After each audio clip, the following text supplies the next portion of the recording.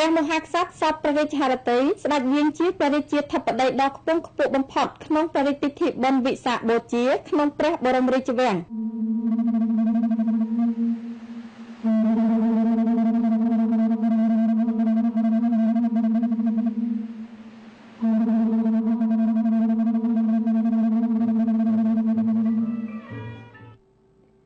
នៅពេលល្ងាចថ្ងៃ15កើតពេញបូរមីខែពិសាខឆ្នាំវោកអត្តស័កពុទ្ធសករាជ2560ត្រូវនៅថ្ងៃទី20ខែឧសភាឆ្នាំ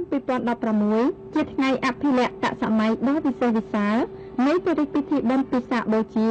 ព្រះករុណាជាអម្ចាស់ជីវិតលើត្បូងព្រះបានសម្ដេចព្រះបរមនាថព្រះមហាក្សត្រនៃព្រះរាជាណាចក្រកម្ពុជាជាទីសក្ការៈដ៏ខ្ពង់ខ្ពស់បំផុតព្រះអង្គបានសពព្រះរាជហឫទ័យស្ដេចយាងជាព្រះរាជាធិបតីដ៏ខ្ពង់ខ្ពស់បំផុតក្នុងឱកាសប្រារព្ធព្រះរាជពិធីបុណ្យពិសាខបូជាដែលប្រព្រឹត្តទៅយ៉ាងមហោឡារិកអធិកអធមនៅព្រះវិហារព្រះកែវមរកតនៃព្រះឧបាសករតនារាមព្រះកែវមរកតក្នុងព្រះបរមរាជវាំងយើងនឹងអញ្ជើញចូលរួមដង្ហែព្រះរាជកម្មភាពដ៏ឧត្តមឧត្តមរបស់ព្រះករុណាជាអម្ចាស់ជីវិតលើត្បូងជាទីសក្ការៈក្នុងព្រះរាជពិធីបុណ្យនាឱកាសនោះមានសម្ដេចរាជបុត្រីព្រះអនុត្តនរោត្តមអរុណរស្មីឧត្តមប្រឹក្សាផ្ទាល់ព្រះមហាក្សត្រនិងស្វាមីសម្ដេចនរោត្តមសិរីវុឌ្ឍឧត្តមប្រឹក្សាផ្ទាល់ព្រះមហាក្សត្រនិងអ្នកមនាងសម្ដេចស៊ីសុវត្ថិពងនារីមុនីពងឧត្តមប្រឹក្សាផ្ទាល់ព្រះមហាក្សត្រសម្ដេចចៅវាំងគង់សំអល់ឧបនាយករដ្ឋមន្ត្រីក្រសួងព្រះបរមរាជវាំងព្រមទាំងព្រះរាជវង្សានុវង្សនិងនាម៉ឺនសពមុខមន្ត្រីព្រះបរមរាជវាំង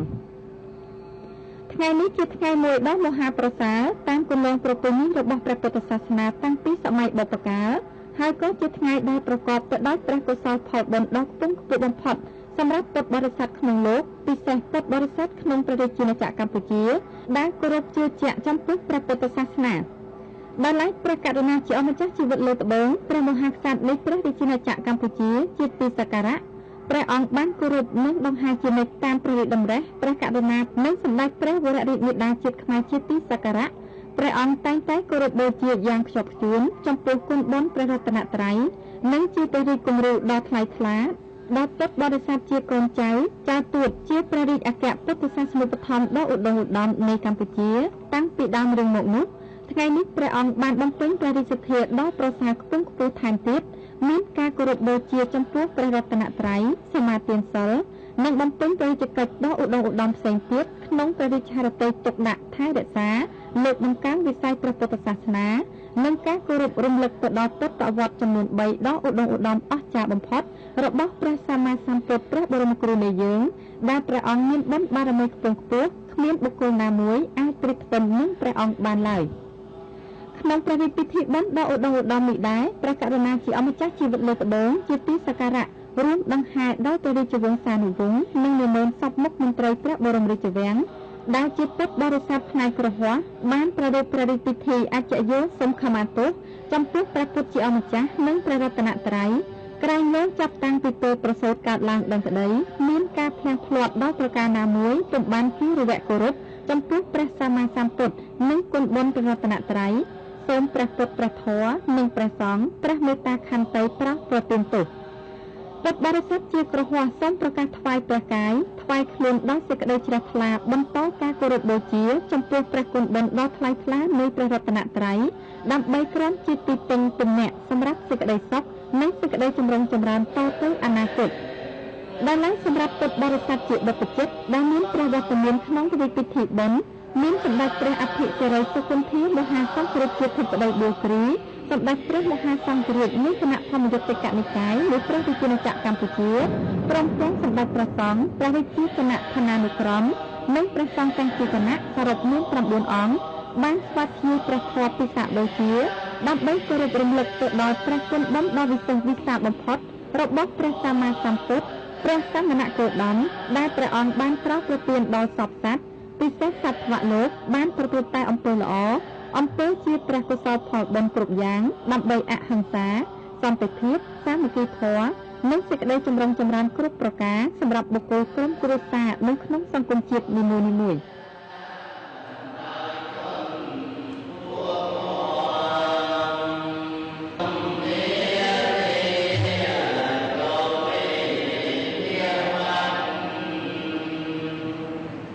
Amen.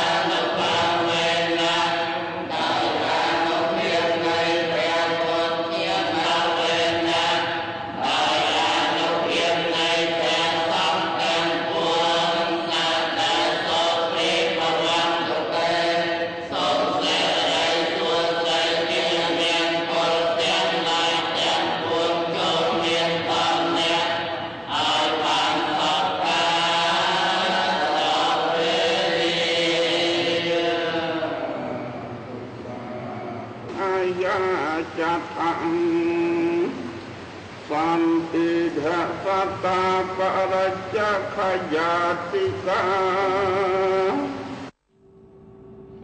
នៅក្នុងកម្មវិធីបន្តនៃព្រះរាជពិធីបុណ្យសម្ដេចព្រះអភិសិរិសុគន្ធាមហាសង្ឃរាជាធិបតីប៊ូគ្រី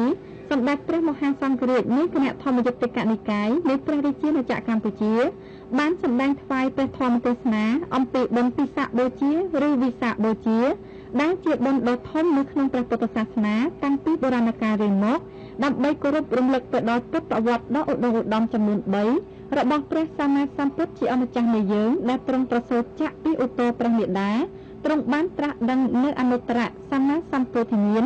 និងទ្រង់បានរំលត់ខណ្ឌយាងចូលទៅកាន់ព្រះបរិនិព្វានគឺសុទ្ធសឹងនៅក្នុងថ្ងៃ15កើតពេញបូរមីខែពិសាខនេះទាំងអស់សម្ដេចព្រះអភិសិរិសុគន្ធាមហាសង្ឃរាជាធិបតីបានសម្ដែងថ្វាយផងដែរអំពីព្រះរាជហឫទ័យទុកដាក់ប្រកបដោយព្រះរាជសទ្ធាជ្រះថ្លារបស់ព្រះករុណាជាអម្ចាស់ជីវិតលើត្បូងជាទីសក្ការៈក្នុងព្រះរាជពិធីបុណ្យពិសាខបូជាព្រះអង្គទទួលបាននូវមហាព្រះរាជកុសលផលបុណ្យដ៏ខ្ពង់ខ្ពស់ហើយមហាព្រះរាជកុសលដ៏ថ្លៃថ្លានេះបានជួយទ្រទ្រង់ដល់ជាតិប្រជារាស្ត្រពុទ្ធបរិស័ទនិងព្រះពុទ្ធសាសនាបានចម្រើនថ្កុំថ្កើងតរៀងទៅព្រះករុណាជាអម្ចាស់ជីវិតលើត្បូងជាទីសក្ការៈព្រះអង្គសពព្រះរាជហឫទ័យស្ដេចយាងថ្វាយប្រគេនព្រះរាជទ្រព្យមានត្រៃទេយទានបវរណាចតុបច្ច័យបូជាព្រះធម្មទេសនានិងថ្វាយប្រគេនព្រះសង្ឃគ្រប់ព្រះអង្គសូមឧទ្ទិសថ្វាយនូវមហាព្រះរាជកុសលកើតឡើងពីព្រះរាជសទ្ធាដ៏ខ្ពង់ខ្ពស់របស់ព្រះករុណាជាអម្ចាស់ជីវិតលើត្បូងជាទីសក្ការៈក្នុងព្រះរាជពិធីបុណ្យពិសាខបូជាដ៏មង្គលនេះថ្វាយចំពោះដួងព្រះវិញ្ញាណក្ខន្ធនៃអតីតព្រះមហាក្សត្រព្រះមហាក្សត្រយានីខ្មែរគ្រប់ព្រះអង្គតាំងពីបឋមវង្សរឿងមកពិសេសថ្វាយព្រះវិញ្ញាណក្ខន្ធព្រះបាទអង្គឌួងព្រះបាទនរោត្តមព្រះបាទស៊ីសុវត្ថិព្រះបាទមុនីវង្សព្រះបាទសុរាមរិទ្ធសម្ដេចព្រះមហាក្សត្រយានីព្រះកុសុមនារីរតន៍សិរីវឌ្ឍនាព្រះករុណាព្រះបរមរតនកោដ្ឋនិងព្រះរាជវង្សានុវង្សដែលទ្រង់បានយាងចូលប្រទីវង្គតទៅកាន់ប្រលោកឯនេះខាងមុខសូមបានសោយសុខក្នុងព្រះសុគតិភពនិងបានប្រកបនូវសម្បត្តិដ៏អស្ចារ្យគឺសម្បត្តិសួគ៌និងសម្បត្តិព្រះនិព្វានជាឋានបរមសុខដ៏ខ្ពង់ខ្ពស់ដោយអំណាចនៃមហាព្រះរាជកុសលផលបុណ្យដ៏ថ្លៃថ្លានេះក៏សូមឧទ្ទិសថ្វាយចំពោះគុណបុណ្យព្រះរតនត្រ័យគុណបុណ្យព្រះតេជះបារមីដ៏មានឫទ្ធានុភាពស័ក្តិសិទ្ធិគ្រប់ព្រះអង្គក្នុងលោកមានទេវតាថែរក្សាព្រះមហាស្វេតឆ័ត្រជាប្រធានសូមជួយបីបាច់រក្សានិងប្រោសប្រទានព្រះពរជ័យបវរសួស្តីមហាប្រសើរថ្វាយព្រះករុណាជាអម្ចាស់ជីវិតលើត្បូងព្រះមហាក្សត្រនៃព្រះរាជាណាចក្រកម្ពុជាព្រមទាំងសម្ដេចព្រះវររាជមាតាជាតិខ្មែរជាទីសក្ការៈដ៏ខ្ពង់ខ្ពស់សូមព្រះអង្គបានប្រកបទៅនឹងព្រះបរមសុខគ្រប់ប្រការមានព្រះរាជសុខភាពដ៏បរិបូរណ៍ព្រះកាយពលមាំមួននិងមានព្រះជន្មយឺនយូរជាងរាល់ព្រះវស្សាដើម្បីគង់ប្រថាប់នៅជាម្លប់ដ៏ត្រជាក់ដល់កូនចៅចៅពូជរបស់ព្រះអង្គនិងសូមឲ្យព្រះរាជាណាចក្រកម្ពុជានិងជនរួមជាតិយើងបានស្គាល់តែសេចក្តីសុខសន្តិភាពសុភមង្គលត្រជាក់ត្រជុំសម្បូរសប្បាយក្នុងជីវភាពសង្គមនិងគ្រួសារជាដរាបតរៀងទៅម្យ៉ាងវិញទៀតមហាព្រះរាជកុសលដ៏ខ្ពង់ខ្ពស់នេះសូមឧទ្ទិសថ្វាយប្រគេនព្រះវិញ្ញាណក្ខន្ធអតីតសម្ដេចព្រះសង្ឃរាជព្រះសង្ឃគ្រប់ព្រះអង្គបញ្ជូនដល់វិញ្ញាណក្ខន្ធវីរជនអ្នកស្នេហាជាតិយើងទាំងឡាយដែលបានបាត់បង់ជីវិតដើម្បីបុព្វហេតុជាតិសាសនាព្រះមហាក្សត្រសូមបានរួចផុតពីទុក្ខទោសនិងបានទៅកាន់សុគតិភពប្រកបដោយបរមសុខគំបីអខានឡើយ។